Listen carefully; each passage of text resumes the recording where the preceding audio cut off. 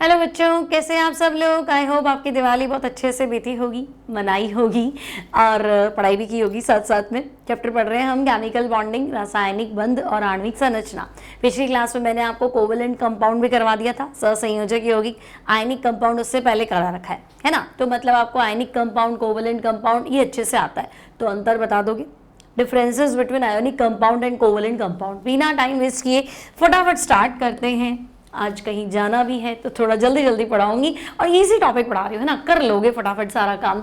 चलो बोलो, आयनिक यौगिक और सहसंयोजक यौगिकों के बीच में हम अंतर पढ़ने वाले हैं। Differences between ionic compound and covalent compound. कोई दिक्कत नहीं, कर सकते, ठीक है। मैं प्रॉपर्टी लिखूंगी, तुम्हें दिमाग लगाना है कि ये क्या हो सकता है ना। आयनिक यौगिक, ठीक है। सबसे पहले मैंने कहा आयनिक कंपाउंड। प्रॉपर्टी मतलब मैं कहूँ मोड ऑफ प्रिपरेशन, निर्माण कैसे होगा, आयनिक कंपाउंड कैसे बनेगा और कोवेलेंट कंपाउंड कैसे बनेगा। दिमाग लगाओ।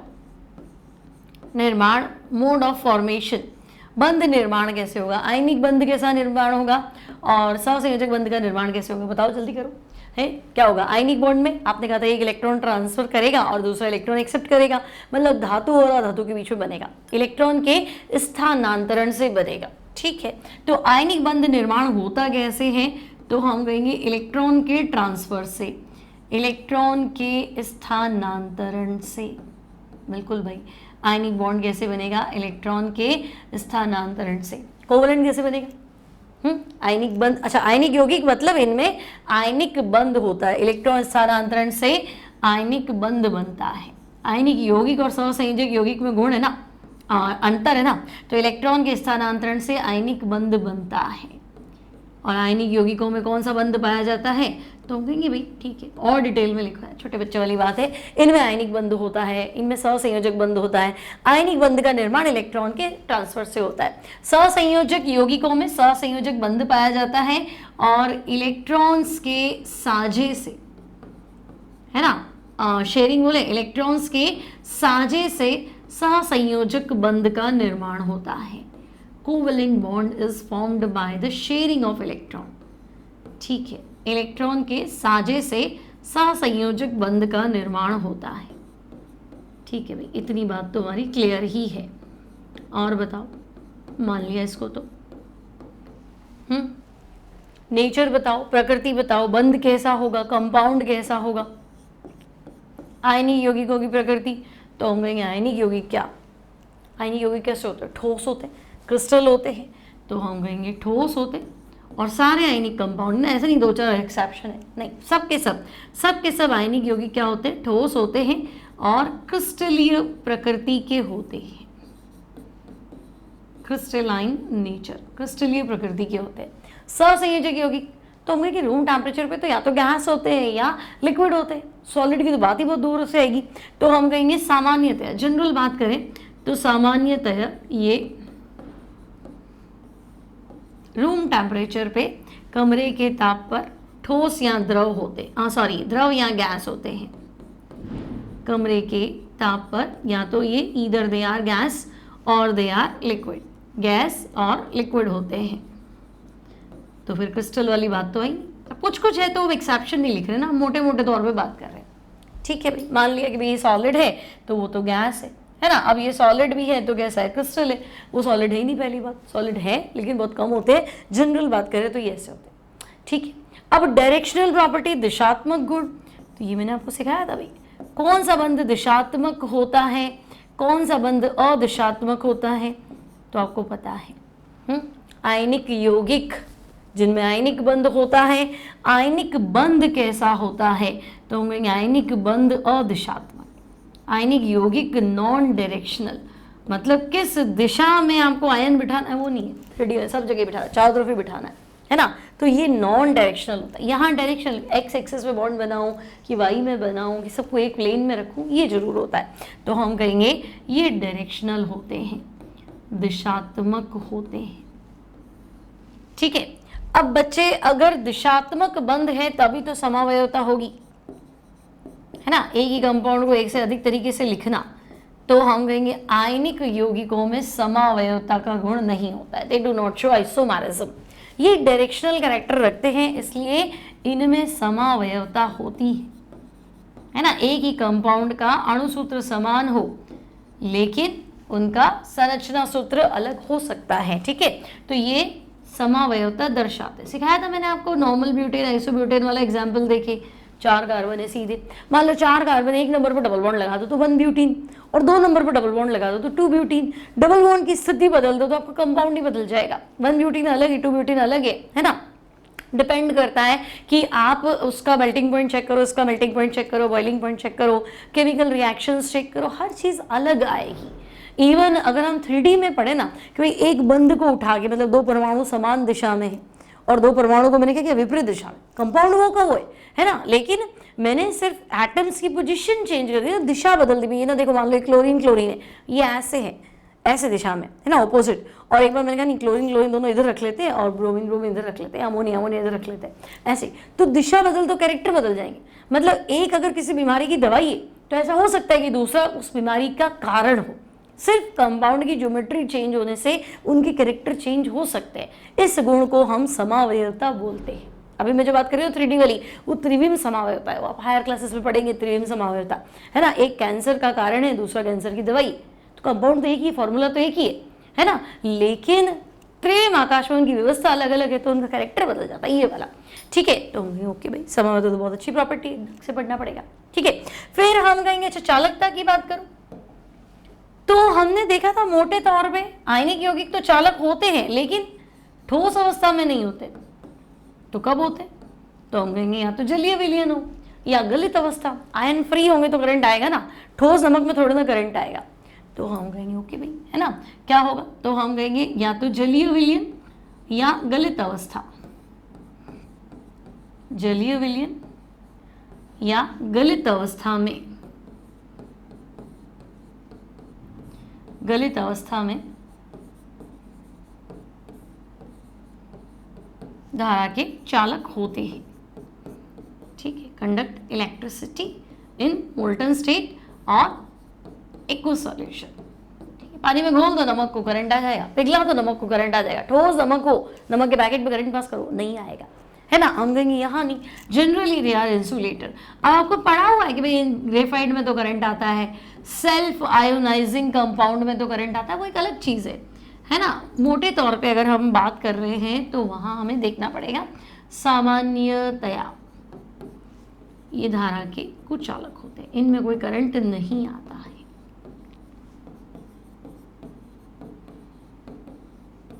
ठीक है, फिर अगर हम बात करें बच्चे सॉल्युबिलिटी की, विलेयता की, तो अगर हम कहेंगे सॉल्युबिलिटी आयनिक कंपाउंड, तो बच्चा आयनिक कंपाउंड में तो होता ही आयन से, प्लस माइनस, तो ध्रुवीय विलायक ले लो, उसमें प्लस माइनस होता है। तो आयोनिक कंपाउंड, जितने भी आयनिक कंपाउंड पानी में घुल जाते हैं ना, तो आपको बताना है ध्रुवीय विलायकों में विलय होते हैं, सॉल्युबल इन पोलर सॉल्वेंट, ध्रुवीय विलायकों में विलय होते हैं। ठीक है, soluble in polar solvent. Okay, समझ में आ गया ना क्यों? क्योंकि तो खुद ही प्लस माइनस होते हैं, ध्रुवीय विलायक में भी एक हिस्सा पॉजिटिव एक हिस्सा नेगेटिव। यहाँ डिपेंड करेगा, अगर सहसंयोजक यौगिक अध्रुवीय है और विलायक भी अध्रुवीय है तो घुल जाएगा। सहसंयोजक यौगिक ध्रुवीय है और विलायक भी ध्रुवीय है तो भी घुल जाएगा। तो हम कहेंगे ये समान समान को घोलता है, लाइक डिसॉल्व्स इन लाइक, समान समान को घोलता है के सिद्धांत का पालन करते हैं। समान समान को घोलता है के सिद्धांत का पालन करते हैं। डिपेंड्स के घुलना है कि नहीं घुलना है, डिपेंड करेगा विलायक की प्रकृति पे। इतनी बात क्लियर है? तो covalent clear, ionic compound clear, characters clear, है ना। डिफरेंसेस आप लिख सकते थे, कोई बहुत बड़ी बात नहीं है। ठीक है, चलो अब हम बात करते हैं आज के टॉपिक की। तो आज का हमारा नया टॉपिक है कोऑर्डिनेट बॉन्ड। ठीक है, कोऑर्डिनेट बॉन्ड मतलब, तो हम बात कर रहे हैं आज उप सहसंयोजक बंध, है ना। आज क्या पढ़ने वाले नया टॉपिक? तो आज का हमारा टॉपिक है कोऑर्डिनेट बॉन्ड, उप सहसंयोजक बंध। अब ये क्या होता है उप सहसंयोजक बंध? इसको हम डेटिव बॉन्ड भी बोलते हैं, डेटिव बॉन्ड। अब ये क्या है, तो बच्चे उप सहसंयोजक बंध एक प्रकार का सहसंयोजक बंध है, टाइप ऑफ कोवलेंट बॉन्ड है। तो कोवलेंट बॉन्ड ही है तो फिर उप सहसंयोजक क्यों बोला, सहसंयोजक ही बोल देते, उप सहसंयोजक क्यों बोला, तो सहसंयोजक बंध का प्रकार है, सिग्मा बॉन्ड ही कंसिडर करेंगे इसको, है ना। लेकिन इसमें साजे के दोनों इलेक्ट्रॉन एक ही एटम डोनेट करेगा, साजे के दोनों इलेक्ट्रॉन्स किसी एक एटम, किसी एक परमाणु द्वारा दान किया जाता है, एक परमाणु द्वारा डोनेट होते हैं, दान किए जाते हैं, ठीक है। अब ये क्या बात हुई, तो हम कहेंगे देखो भाई आपने कहा एक एटम, एक इलेक्ट्रॉन तुम लिया ना, एक इलेक्ट्रॉन हम लिएंगे, शेयरिंग कर लेंगे। अब हमारे पास है ही नहीं इलेक्ट्रॉन, नहीं है तो कोई बात नहीं, हमारे पास एक्स्ट्रा है ना, हम आपको डोनेट कर देंगे। तो जो डोनेट करेगा, ठीक है, इसको डोनेट, अच्छा इसको दिखाएंगे कैसे, तो हम इसको दिखाएंगे तीर के निशान से, एरो से डिनोट करेंगे, और एरो जो दान करेगा ना बच्चा इलेक्ट्रॉन पेयर, उसको बोलेंगे डोनर एटम, और जो इलेक्ट्रॉन पेयर को ग्रहण करेगा उसे बोलेंगे रिसीवर एटम, ठीक है। दाता परमाणु और ग्राही परमाणु, जो डोनेट करेगा दैट इज डोनर एटम, दाता परमाणु, जो एक्सेप्ट करेगा दैट इज रिसीवर एटम, ग्राही परमाणु, तीर के निशान से दिखाते, ठीक है। समझ में आई बात। उप सहसंयोजक बंध क्या है, दूसरा नाम क्या है, तो उप सहसंयोजक बंध एक प्रकार का सहसंयोजक बंध है। तो सहसंयोजक में तो हम साझा करते थे, इसमें भी साझा करेंगे। सहसंयोजक बंध में दोनों एटम सोचते थे हमारा पेयर है, मेरा भी है, वो सोचता था मेरा भी, यहाँ पे भी ऐसा ही है, वहां पे दोनों एटम एक एक इलेक्ट्रॉन लेके आते थे, तो होगा तो लिया। अब नहीं है तो क्या बॉन्ड ही नहीं बनाए, तो बॉन्ड बनाएंगे। जिसके पास लोन पेयर है, एकाकी इलेक्ट्रॉन युग्म है, असहभाजित इलेक्ट्रॉन युग्म है, वो क्या करेगा, दूसरे को पेयर डोनेट कर देगा, ठीक है। तो इसमें साजित इलेक्ट्रॉन युग्म किसी एक परमाणु द्वारा दूसरे को डोनेट किया जाता है, एरो से इसको शो करते हैं। इलेक्ट्रॉन युग्म दान करने वाले एटम को डोनर एटम, दाता परमाणु कहते हैं, और जो एक्सेप्ट कर लेता है उसको हम ग्राही परमाणु, रिसीवर एटम कहते हैं, ठीक है ना। सिंपल सी बात है, क्लियर है, कोई टेंशन नहीं आता है ना। जल्दी जल्दी तो नहीं हो रही, मुझे इतना भी कहीं नहीं जाना है कि थोड़ा इतना जल्दी पढ़ा दूँ, सिंपल है ना। आयनिक बंध, सहसंयोजक बंध तो पढ़ते तो आए हैं, कब से तो पढ़ रहे, तो डिफरेंसेस लिख सकते थे और ये लिख सकते हो उप सहसंयोजक बंध क्या होता है। तब इसकी एग्जाम्पल समझो, है ना, ज़्यादा उसमें आपके क्वेश्चन बनते हैं। अब देखो कोऑर्डिनेट बॉन्ड, एग्जाम्पल मान लो आपका अमोनियम आयन का निर्माण, तो बच्चे अमोनियम आयन मतलब मेरे पास पहले अमोनिया है NH3, तो आपको पता है अगर NH3 है तो नाइट्रोजन पे एक लोन पेयर तो है। अब अगर इसके पास अमोनियम, अगर इसके पास प्रोटॉन आया, तो देखो प्रोटॉन मतलब हाइड्रोजन का यार एक इलेक्ट्रॉन था, वो भी कोई ले गया, मैं तो प्लस ही बनाऊं, है ना। तो मेरे पास देने वाली स्थिति नहीं, तो कोई बात नहीं, आपके पास नहीं है, हमारे पास तो पेयर एक्स्ट्रा है ना, हम आपको डोनेट कर देते, बढ़िया भाई कर दो। तो अमोनियम आयन का निर्माण कैसे होगा, तो देखो NH3 तो है, ये नाइट्रोजन अपना लोन पेयर इस H+ को डोनेट कर देगा, ये कुछ ऐसा आई बस समझ में। अब नाइट्रोजन ने लोन पेयर H+ को डोनेट किया, तो तीर का निशान नाइट्रोजन से H+ की तरफ लगा। अब बहुत बार क्या होता है कि कोई ऐसा नहीं लिखे, आपको कोई बुक में मिलेगा, देखो ऐसा नहीं है, हमने तो ऐसा बना रखा है ना, NH3। अब मेरी बात ध्यान से समझना, जिसको डोनेट करते हैं वो तो माइनस हो जाता है, भाई आप इलेक्ट्रॉन दे रहे हो, दो इलेक्ट्रॉन दे रहे हो, तो किसी को माइनस दोगे तो सामने वाला माइनस ही तो बनेगा, तो हम कहेंगे हाँ। तो माइनस कौन बना, H+, तो जो पहले से ही प्लस है अब माइनस बन गया, मतलब न्यूट्रल। वापस सुनो, जिसको इलेक्ट्रॉन युग्म दान कर रहे हैं वो माइनस बनेगा, और जो बेचारा डोनेट कर रहा है वो प्लस बनेगा। तो यहाँ नाइट्रोजन तो बन गया प्लस, और ये हाइड्रोजन जो कि पहले से प्लस है अब बन गया माइनस, मतलब कि न्यूट्रल हो गया, ठीक है। और ये जो सेंट्रल एटम है इसका पॉजिटिव चार्ज हम ऐसे लिख देते हैं, कुछ ऐसा। तो अगर ऐसा लिखा होता वो टेंशन नहीं लेना है, प्लस किस पे, तो ये प्लस तो अब नाइट्रोजन पे आ गया, क्योंकि इसने अपना पेयर इसको डोनेट कर दिया है ना। तो ये सही है, ये भी सही है, क्लियर। तो आप 12th में होगे तो आपको इस तरह से लिखना पड़ेगा, और नाइट्रोजन का चार्ज आपका बनेगा प्लस। यहाँ देखिए लग रहा है H+ है, H+ था लेकिन ये तीर बना दिया ना, तो तीर के बाद ये माइनस है और ये प्लस है, तो ये माइनस है जो कि पहले से प्लस था, तो न्यूट्रल हो गया ना, तो ये नाइट्रोजन प्लस है। इतनी बात क्लियर है। अब थोड़ा और सोचो, अमोनिया की बात करूँ, पहले क्या था, तो मैंने कहा पहले तो उससे 3 बॉन्ड बनाए थे, तो बॉन्ड पेयर 3 और एक लोन पेयर था, तो हम कहेंगे हाँ एक लोन पेयर था, टोटल 4 मतलब sp3 संकरण। और बच्चे ये जो ज्योमेट्री थी इसकी, 3 बॉन्ड पेयर एक लोन पेयर, तो इसकी ज्योमेट्री थी पिरामिडल, ठीक है। लेकिन जब अमोनियम आयन का निर्माण हुआ तो इसने 4 बॉन्ड बनाए, इसको भी बच्चे आप सिग्मा ही गिनेंगे, है ना, टाइप ऑफ कोवेलेंट बॉन्ड तो सिग्मा था तो इसको सिग्मा गिनेंगे सिंगल बॉन्ड को। तो हम कहेंगे अब बॉन्ड पेयर हो गए 4। तो क्या संकरण में कोई परिवर्तन हुआ? तो हम कहेंगे नहीं, पहले भी संकरण sp3 था, अब भी संकरण sp3 है, लेकिन ज्योमेट्री बदली, क्योंकि पहले पिरामिडल था, है ना भाई, एक चौथा चतुष्फल के होता है ना sp3, लेकिन चौथे इसके जो इससे भी तो पेयर था, लोन पेयर था, तो हम कहेंगे उसको तो गिनो नहीं, बस नीचे के 3 हाइड्रोजन, तो पिरामिडल शेप था। लेकिन अब तो हम कहेंगे अब तो चतुष्फल की हो गया, तो अमोनियम आयन का शेप तो बच्चे ये है टेट्राहेड्रल, चतुष्फल की। आई बात समझ में? उपसहसंयोजक बंध जरूर है इसके अंदर, इतनी बात क्लियर है, ठीक है। आगे बढ़ते हैं। नेक्स्ट आपके पास है BF4 माइनस। तो देखो BF4 माइनस कैसे बना होगा, पहले न्यूट्रल निकालो, है ना, तो BF4 माइनस में न्यूट्रल गया BF3, जरूर इसके पास F माइनस आया होगा। अब देखो फ्लोरीन माइनस आया है, माइनस मतलब इसके पास एक्स्ट्रा ही है इलेक्ट्रॉन, तो यही दान करेगा, माइनस आया है तो डोनेट करके जाओ। और ये बेचारा तो 3 बॉन्ड बना के बैठा है, 6 इलेक्ट्रॉन है, ऑक्टेट डेफिशिएंट है, अष्टक न्यून यौगिक है, इलेक्ट्रॉन्स नहीं है, तो यहाँ यार ठीक है, बातें तो बहुत सारी सही है।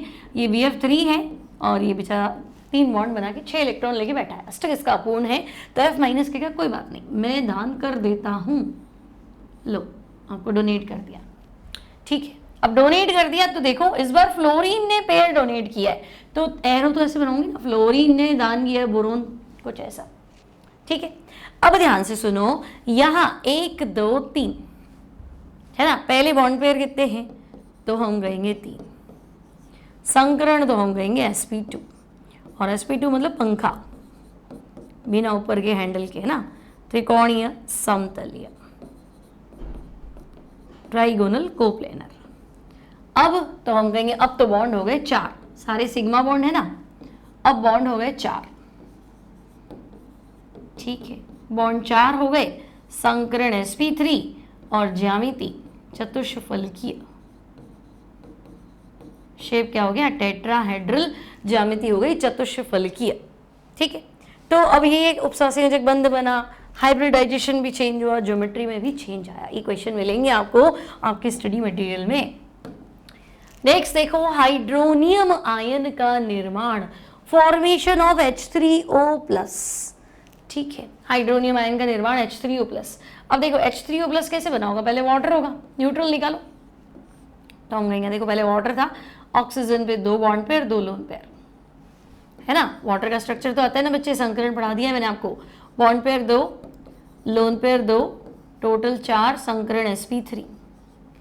अब H2O के पास H+ आया होगा, अब H+ जब भी आएगा तो हम बच गएंगे, इस बेचारे के पास कुछ भी नहीं है, हमें इसकी मदद करनी, कर दो, आपके पास 2 लोन पेयर, एक तो दे ही सकते हो, तो वाटर में ऑक्सीजन सोचेगा कि ठीक है यार एक पेयर ही तो देना है, दान कर देता हूँ, तो ये ऐसा बनाओ, चाहे मैंने आपको पहले बताया वैसा बनाओ।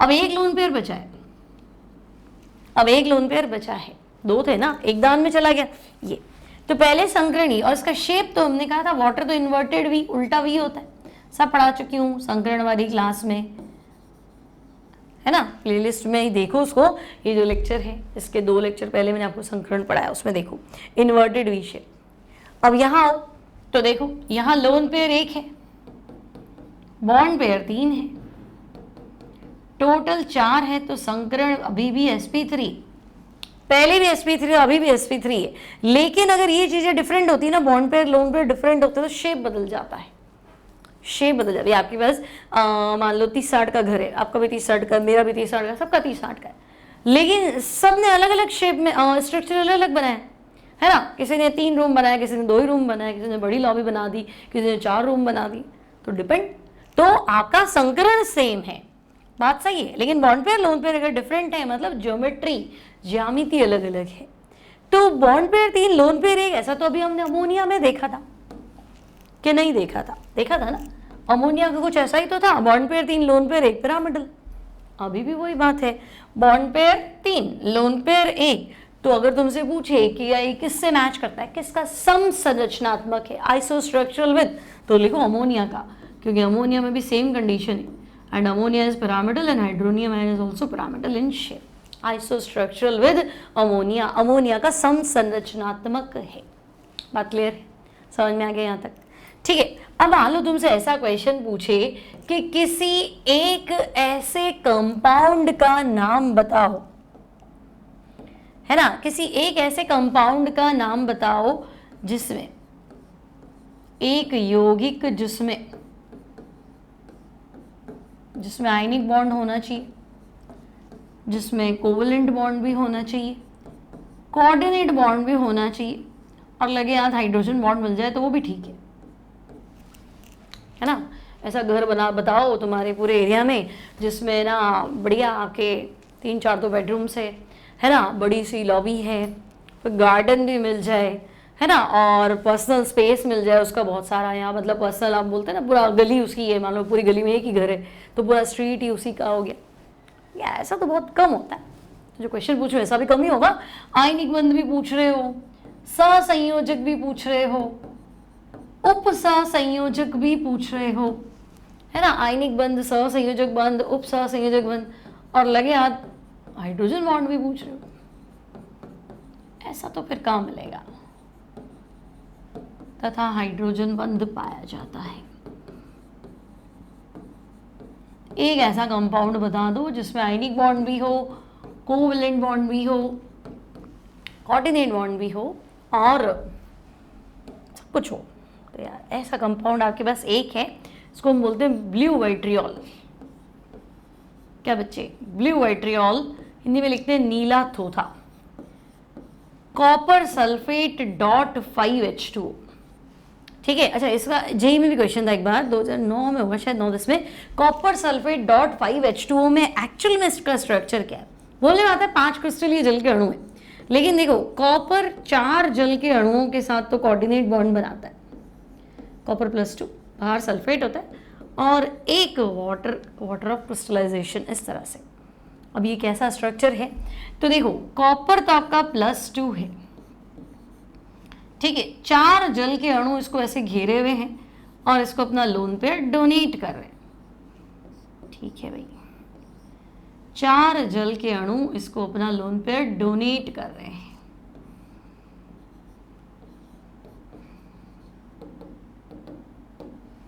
तो होंगे ठीक है, कॉपर +2 है और 4 वाटर मॉलिक्यूल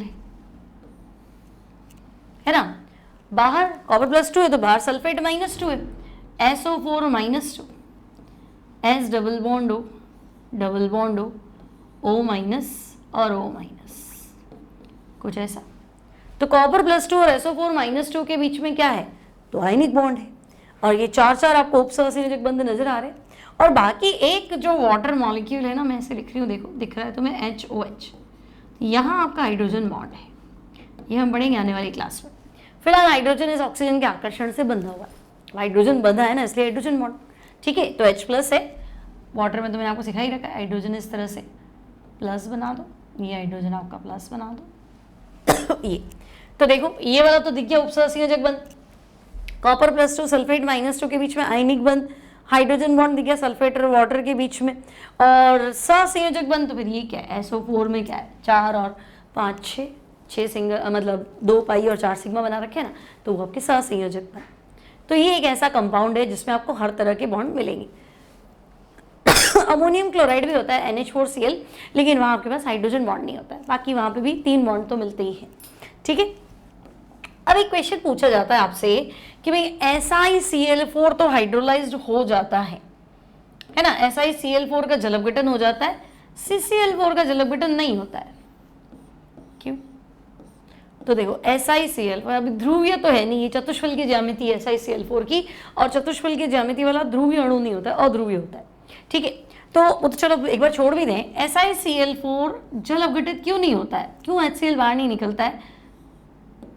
तो हम कहेंगे नहीं, नॉन पोलर कंपाउंड है, पोलर में मिक्स नहीं होता है, तो ऐसे जल अपघटन तो CCl4 का तो नहीं होता है, इसका तो फिर भी हो जाता है, वजह भी बता रही हूँ। CCl4 वही चतुष्फल की है, CCl4 अध्रुवीय है और अध्रुवीय वो भी है ना। तो CCl4 अध्रुवीय, जल ध्रुवीय, मिक्स नहीं होता, जल अपघटित नहीं होता, क्रिया ही नहीं करता, तो फिर उसमें सिचुएशन सेम है, वो भी अध्रुवीय है, जल ध्रुवीय है, मिक्स नहीं होते हैं, और अभिक्रिया हो जाती है। क्यों हो रही? जो सेम सिचुएशन यहाँ थी वो यहाँ पे भी तो है, तो हम कहेंगे उसकी वजह है, देखो वजह क्या है कि भाई ये सिलिकॉन 4 बॉन्ड बना चुका है।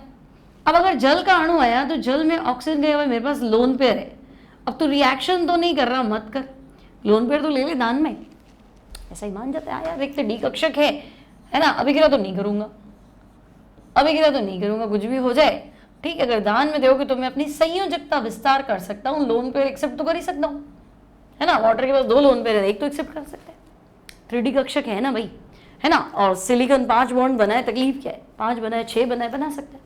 तो एक बार जैसे ही ये क्या करता है, वाटर के ऑक्सीजन से लोन पेयर एक्सेप्ट करता है और इस तरह से अपना उपसहसंयोजक बंध बनाता है। वाटर चालाक होता है कि एक बार घर में घुसने की एंट्री मिल गई, बस ठीक है, अब ये बाहर आ जाएगा, इसको बाहर निकाल देगा HCl को, है ना, तो ये HCl बाहर चला गया और आपके पास ये SI, अब इसका Cl तो निकल गया बाहर, है ना, ये OH आ गया। तो ऐसा तो 3 बार और हो सकता था, फिर वाटर आता, फिर इसको लोन पेयर डोनेट करता, फिर इसकी संयोजकता 5 हो जाती और एक बार घर में घुस के फिर इसके HCl को ले जाता, मतलब Cl को ले जाता, तो ऐसे करके सारे ही Cl रिप्लेस हो जाते और ये क्या बनाता, तो हम कहेंगे SiOH4 सिलिसिक एसिड बोल दो, है ना। तो ये जल अपघटित हो जाता है, होना नहीं चाहिए था बट हो जाता है। CCl4 तो हम कहेंगे ऐसा काम तो कार्बन भी कर लेता, पर कार्बन कब अपनी संयोजकता 4 से 5 करेगा, बोलो 5 संयोजकता मतलब sp3d संकरण, मतलब डी कक्षक होना चाहिए, तो कार्बन कब से डी लेके आया, सेकेंड पीरियड का है ना, सेकेंड पीरियड की यही तो मजबूरी है कि मेरे पास डी नहीं है, हम जंप नहीं कर सकते, तो ये तो समस्या है। तो आप बोलोगे कि भाई SiCl4 में सेंट्रल एटम आपका SI है, यहाँ पे आपके पास d ऑर्बिटल प्रेजेंट है, d ऑर्बिटल होने के कारण वाटर मॉलिक्यूल से एक लोन पे एक्सेप्ट कर लेगा, कोऑर्डिनेट बॉन्ड बनाएगा, संयोजकता विस्तार होगा। CCl4 में सेंट्रल एटम कार्बन है, लेकिन भाई हमारे पास d ऑर्बिटल तो नहीं है, संयोजकता विस्तार नहीं होगी, जल अपघटन हाँ फिर नहीं होगा, सिंपल है। तो अब तो मैं आयनिक बॉन्ड अच्छे समझ में आ गया, कोवलेंट बॉन्ड अच्छे समझ में आ गया और कोऑर्डिनेट बॉन्ड, तीनों तरह के बॉन्ड अच्छे समझ में आ गया। हमारा टॉपिक बचता है overlapping and valence bond theory, ठीक है, उसको हम पढ़ेंगे आने वाली क्लास में। कुछ क्वेश्चन प्रैक्टिस कर लेते हैं हम, पिछली क्लास में भी हमने कुछ क्वेश्चन प्रैक्टिस किए थे। बिगनर बॉक्स, अरे वही 6 कहाँ गया, बिगनर बॉक्स 2 तक हमने कर रखे थे, ठीक है ना, अभी 3 में चलते हैं। चलो संकरण देखो, संकरण मैंने आपको पढ़ा रखा है, संकरण के संबंध में क्या सही नहीं है, मतलब गलत बात पे गलत क्या है बताना है। संकरण का सिद्धांत एकल परमाणु सिंगल एटम में काहे का संकरण, हाइड्रोजन में संकरण थोड़ा ना होगा, वाटर में संकरण होगा, पी में संकरण नहीं होगा, PCl5 में होगा, सिंगल एटम में नहीं होता, ऐसे ही कह रहा है। संकरण में कम से कम 2 अलग अलग ऑर्बिटल, हाँ भी sp संकरण sp2 संकरण, एक S एक p, ss संकरण नहीं होता, ss अतिव्यापन होता है, कम से कम 2 ऑर्बिटल डिफरेंट चाहिए। फिर संकरण के बाद बनने वाले कक्षकों की संख्या संकरण में भाग लेने वाले कक्षकों की संख्या के बराबर होती है, नहीं अधिक होती है, तो गलत है, बराबर होती है, जितने भाग लेंगे 2 भाग लेंगे 2 नए बनेंगे, बताया था ना, sp संकरण एक S एक p, 2 भाग ले रहे नए 2 बनेंगे, तभी तो रेखीय ज्यामिति पड़ी थी, तो भाई ये तो गलत है। और संकरण होगा ऊर्जा चाहिए, बिल्कुल चाहिए, ऑर्बिटल से मिक्सिंग में, इलेक्ट्रॉन एक्साइटेड स्टेट लाने में, सब जगह हमें एनर्जी चाहिए, तो संकरण में ऊर्जा की आवश्यकता होती है, ये बात तो सही है।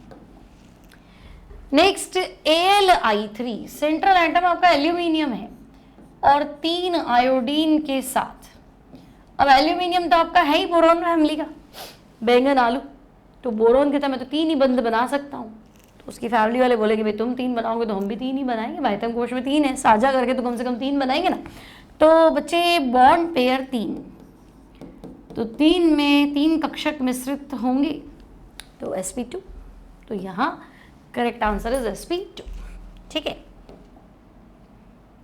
नेक्स्ट, संकरण से हमारा अर्थ है क्या इलेक्ट्रॉन मिक्स होंगे, नहीं, परमाणु मिक्स होंगे, नहीं, प्रोटॉन मिक्स होंगे, नहीं, एटॉमिक ऑर्बिटल। संकरण मतलब कक्षकों का मिश्रण, अब खाली हो चाहे भरा हुआ हो चाहे आधा भरा हुआ हो, मिक्सिंग ऑफ ऑर्बिटल्स, ठीक है। sp3d संकरण में कौन सा डी कक्षक सम्मिलित है, डी तो 5 होते हैं ना, dx², dz², dxy, dxz और dyz।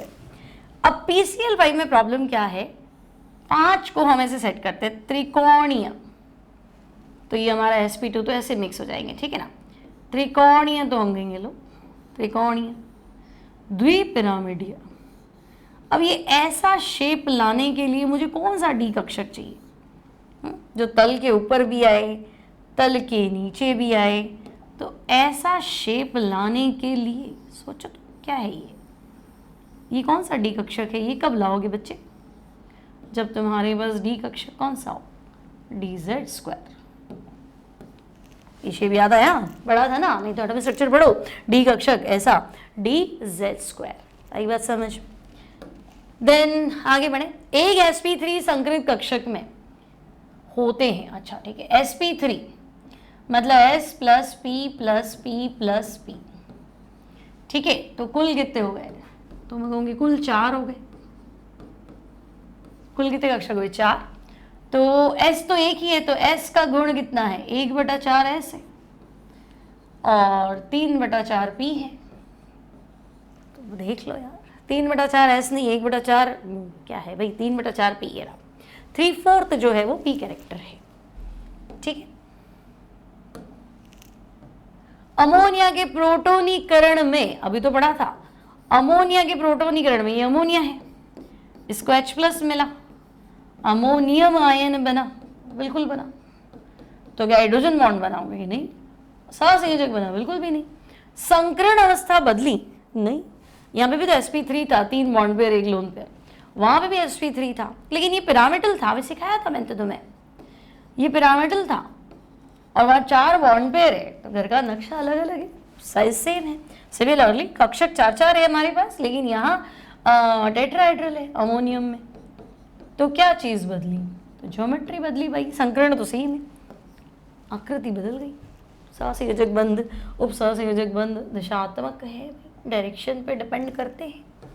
सल्फेट आयन की आकृति बोलो, जल्दी बोलो। सल्फेट आयन SO4-2 शेप बोलो। तो हम कहेंगे देखो भाई ऐसा है, ये डबल बॉन्ड इधर है, सिखा रखा है संकरण में, संकरण वाला टॉपिक पढ़ो, इधर और ये इधर। सल्फर की मैक्सिमम कैपेसिटी 6 की है, 6 बॉन्ड बनाएगा। -2 है तो कोई 2 ऑक्सीजन -1 होंगे, और जब ऑक्सीजन -1 है तो फिर वो सिंगल बॉन्ड ही बनाएगा। अकेला ऑक्सीजन है तो फिर वो कहेगा मेरे को तो अष्टक पूरा करने में डबल बॉन्ड बनाऊंगा, ठीक है। इन सब की लड़ाई में हम संकरण निकाल देते हैं भाई, sigma pi sigma pi sigma sigma. तो मेरे पास तो बॉन्ड पेयर का मतलब होता है सिग्मा। तो 4 बॉन्ड पेयर है, 4 कक्षक संकरण में भाग लेंगे और 4 का शेप टेट्राहेड्रल, क्योंकि कोई लोन पेयर नहीं है तो कुछ डिस्टर्बेंस नहीं आएगा, तो फिर टेट्राहेड्रल चतुष्फलकीय। बोलो, बात क्लियर है? कौन से यौगिक में केंद्रीय परमाणु 4 बंधन युग्म और 1 एकांकी युग्म? तो अमोनियम में तो नहीं था, ले देख एक ही लोन पेयर था, वो चला गया। ICl4- में चेक करें क्या? ICl4- कैसे बना होगा? ICl3 और Cl-, तो सेंट्रल एटम आई 1 2 3, ठीक है। और ये तो दान करके गया आपको, तो आई गया, मैं तो 7 आई मतलब हेलोजन, ये तो पता है ना, हेलोजन आयोडीन। तो वो कहेगा मेरे पास 7 होते, मैंने 3 काम में लिए तो 4 बचे ना, तो 4 बचे तो मेरे पास 2 लोन पेयर होने चाहिए। आप कितने मांग रहे हो? आप तो एक ही लोन पेयर मांग रहे हो, तो ये है नहीं, ये है नहीं, है ना, और 1 लोन पेयर मांग रहे हो, SF4 चेक कर लेते हैं।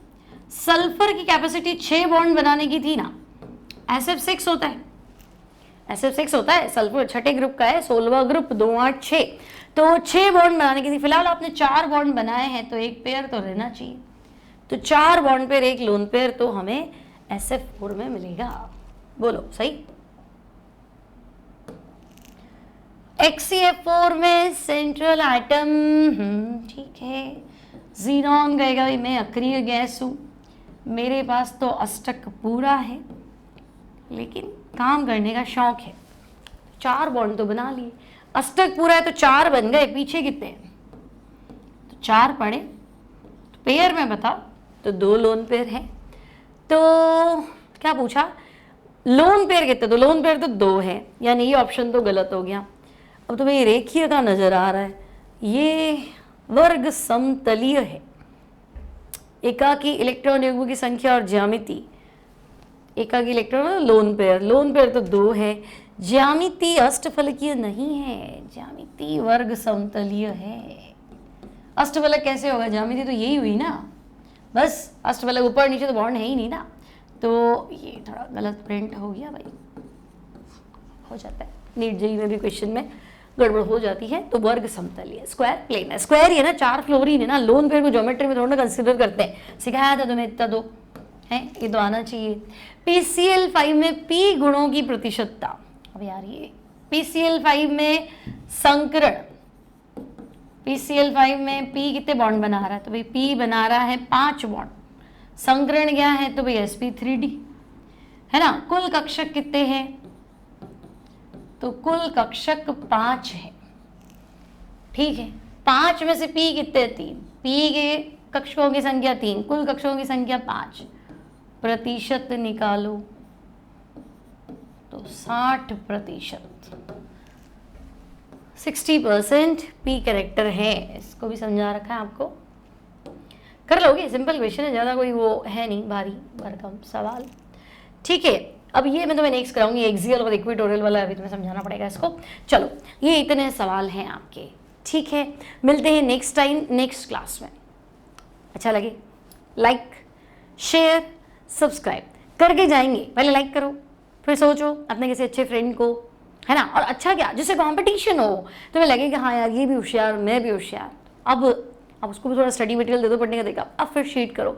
देखो बच्चा, जितना ज़्यादा कंपटीशन क्रिएट करोगे ना, जलो मत, और थोड़ा बहुत जलन होती है तो दैट्स नेचुरल, इसमें मैं बुरा इंसान हूँ नहीं, हमें भी होती है, इसमें क्या है, जेलेसी हो ना, ह्यूमन का नेचर है ना। तो उसमें यूँ नहीं है कि अपने आप को, मेरे को 2-3 बच्चों ने मैसेज किया था इसलिए जवाब दे रही हूँ, गिल्ट फील करने की जरूरत नहीं, दैट इज़ ह्यूमन नेचर, सबको होती है, और नहीं होगी तो फिर आप इंसान ही नहीं हो, भगवान हो गए, है ना, ऐसा होता नहीं है, ठीक है। तो लाइक करो, शेयर करो, सब्सक्राइब करो, अभी किसी न किसी दोस्त के साथ इसको शेयर कर लो, और जहाँ डाउट है वहाँ कमेंट करके चले जाओ, जो पढ़ना है वो भी कर दो। थर्मोडायनामिक्स मुझे मैसेजेस आ रहे हैं, मैं करा दूंगी, लेकिन अभी थोड़ा दिल्ली दूर है। केमिकल बॉन्डिंग करा दो, इक्विलिब्रियम एक बार तो मैंने करा रखा है हिंदी इंग्लिश मीडियम में मिक्स में, उससे पढ़ना करा दूंगी, उसको भी प्योर हिंदी में भी करा दूंगी, है ना। फिर हम थर्मो पे चले जाएंगे, फिर ऑर्गेनिक में चले जाएंगे, ठीक है। तो मिलते हैं नेक्स्ट टाइम नेक्स्ट क्लास में, till then take care and bye bye.